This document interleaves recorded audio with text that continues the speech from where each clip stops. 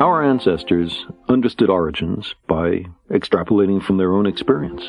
How else could they have done it? So the universe was hatched from a cosmic egg, or conceived in the sexual congress of a mother god and a father god, or was a kind of product of the Creator's workshop, perhaps the latest of many flawed attempts. And the universe was not much bigger than we see, and not much older than our written or oral records, and nowhere very different from places that we know. We've tended in our cosmologies to make things familiar. Despite all our best efforts, we've not been very inventive. In the West, heaven is placid and fluffy, and hell is like the inside of a volcano. In many stories, both realms are governed by dominance hierarchies headed by gods or devils. Monotheists talked about the King of Kings. In every culture, we imagined something like our own political system running the universe. Few found the similarity suspicious. Then science came along and taught us that we are not the measure of all things, that there are wonders unimagined, that the universe is not obliged to conform to what was considered comfortable or plausible. And again, if we're not important, not central, not the apple of God's eye, what is implied for our theologically based moral codes? The discovery of our true bearings in the cosmos was resisted for so long and to such a degree that many traces of the debate remain, sometimes with the motives of the geocentrists laid bare. So, what do we really want from philosophy and religion? Palliatives? Therapy? Comfort? Do we want reassuring fables, or an understanding of our actual circumstances? Dismay that the universe does not conform to our preferences seems childish. You might think that grown-ups would be ashamed to put such disappointments into print. The fashionable way of doing this is not to blame the universe, which seems truly pointless, but rather to blame the means by which we know the universe, namely, science. Science has taught us that because we have a talent for deceiving ourselves, subjectivity may not freely reign. Its conclusions derive from the interrogation of nature, and are not in all cases pre-designed to satisfy our wants. We recognize that even revered religious leaders, the products of their time, as we are of ours, may have made mistakes.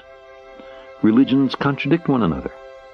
On small matters, such as whether we should put on a hat or take one off on entering a house of worship, or whether we should eat beef and eschew pork, or the other way around, all the way to the most central issues, such as whether there are no gods, one god, or many gods. If you lived 2 or 3 millennia ago, there was no shame in holding that the universe was made for us. It was an appealing thesis consistent with everything we knew. It was what the most learned among us taught without qualification. But we've found out much since then. Defending such a position today amounts to willful disregard of the evidence and a flight from self-knowledge. We long to be here for a purpose, even though, despite much self-deception, none is evident. Our time is burdened under the cumulative weight of successive debunkings of our conceits. We're Johnny-come-latelys. We live in the cosmic boondocks. We emerged from microbes and muck. Apes are our cousins. Our thoughts and feelings are not fully under our own control. There may be much smarter and very different beings elsewhere, and on top of all this, we're making a mess of our planet and becoming a danger to ourselves. The trapdoor beneath our feet swings open. We find ourselves in bottomless freefall. We are lost in a great darkness, and there's no one to send out a search party. Given so harsh a reality, of course we're tempted to shut our eyes and pretend that we're safe and snug at home, that the fall is only a bad dream.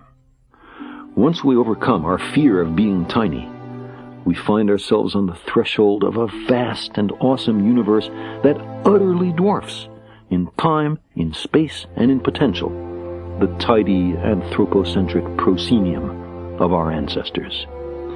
We gaze across billions of light years of space to view the universe shortly after the Big Bang and plumb the fine structure of matter, We peer down into the core of our planet and the blazing interior of our star.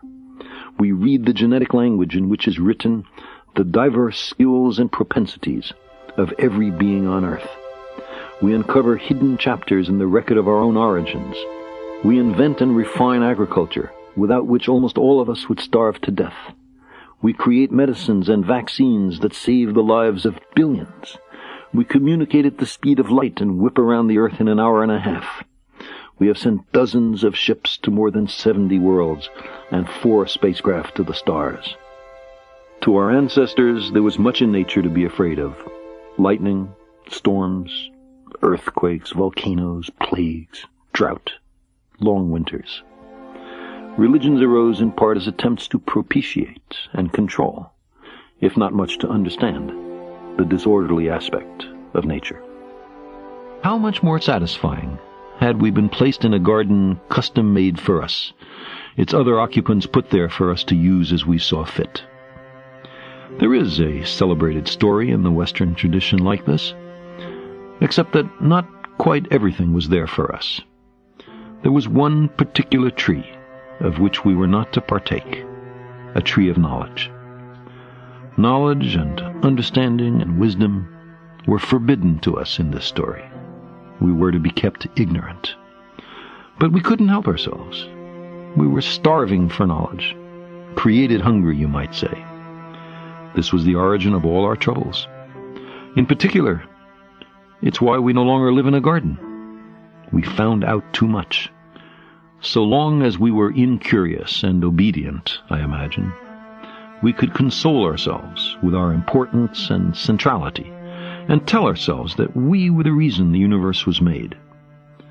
As we began to indulge our curiosity, though, to explore, to learn how the universe really is, we expelled ourselves from Eden. Angels with a flaming sword were set as sentries at the gates of paradise to bar our return. The gardeners became exiles and wanderers. Occasionally we mourn that lost world, but that, it seems to me, is maudlin and sentimental. We could not happily have remained ignorant forever.